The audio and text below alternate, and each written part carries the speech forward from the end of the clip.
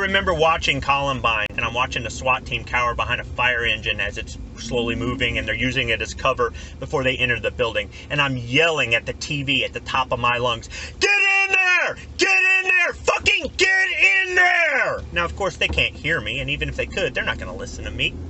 But I was disgusted by that. Now, I understood why they were doing it. They were using cover for a safe entry. I understand the tactical stuff, the military stuff. I was in the military. I know how to get to cover. I know how to get to a better position to be more effective and potentially survive the outcome. And in some cases, you can do that. And it's better to make that move than it is to immediately engage the threat. You have to make a judgment call based on your training and your experience. And sometimes you get it right and sometimes you get it wrong. In this case, they got it wrong. I don't care if you're on duty or off duty. I don't care if you're in uniform or not. I don't care if you're armed or not. If you're in law enforcement and you know about an active threat situation at a school, you get there as fast as you can and you get into the building. End of story. We're not gathering up. We're not making a plan. We're not waiting for orders. You get in the damn building. That's what you do. I don't care that the Supreme Court ruled that the police have no obligation to protect us. I don't give a fuck about that. That is a public school building that is paid for with our tax dollars.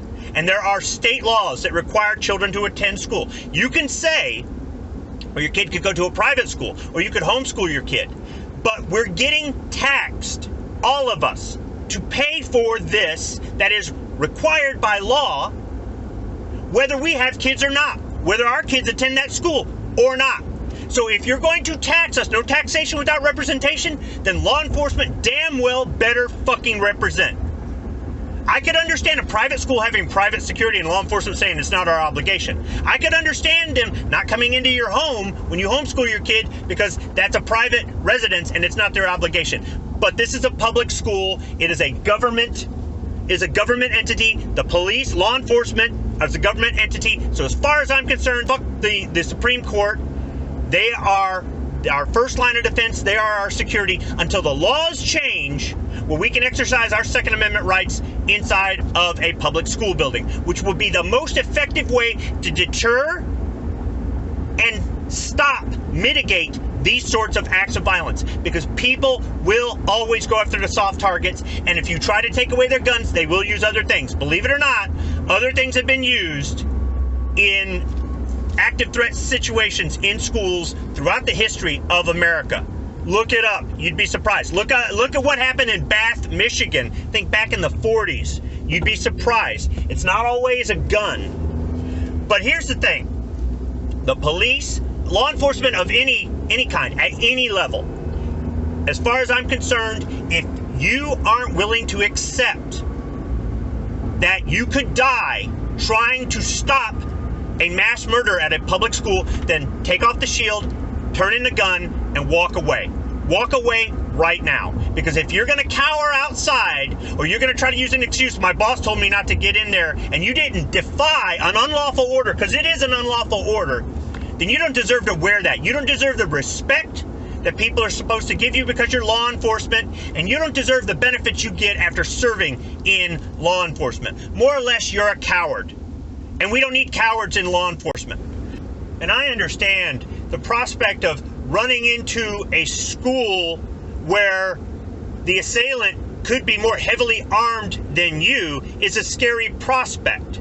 The fact that you could die or get injured for life is a scary prospect, especially if you have children of your own at home and you're thinking of them. What are they going to do if I die? Well, if that's a thought in your head, then why are you doing this for a living? Seriously, there are lots of people that do dangerous jobs to protect us, that take that risk every single day, and they go home to their kids, and they know one day they might not. But that's your job. And I want you to think of it like this.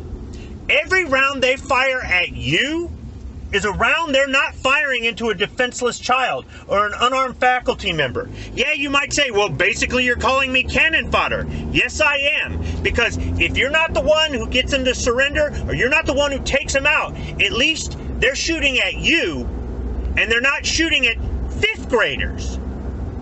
So my advice to you is to step out of the way and let some real men do the job if you can.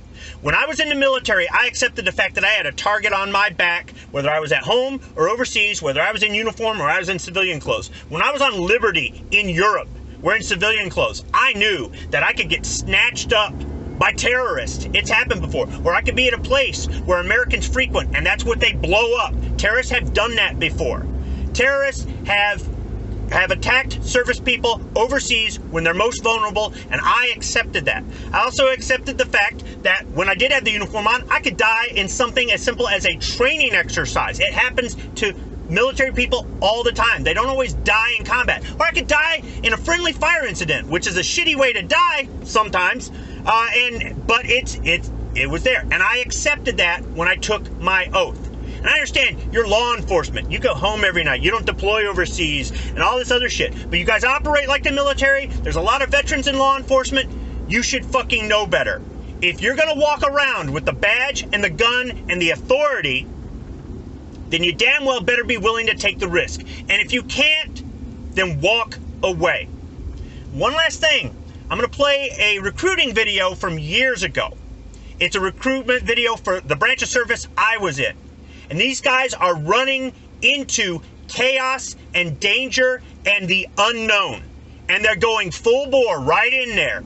Because that's what we do. First to go, last to know. There's a time and a place for you in law enforcement in a situation where you may have to use lethal force, where getting to a better position or waiting for backup or following the commands of your boss who isn't on site telling you to stand down, or whatever, makes sense. But when it comes to our defenseless children in a public school building, all bets are off and you run to the danger. If you can't run to the danger, don't do the job. So my question to everybody in law enforcement all across America, which way will you run? I know which way my people run. Thanks for listening.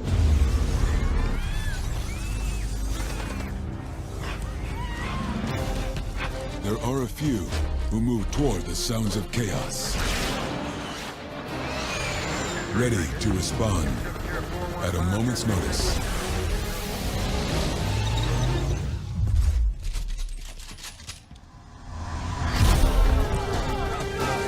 And when the time comes, they are the first to move toward the sounds of tyranny, injustice, and despair.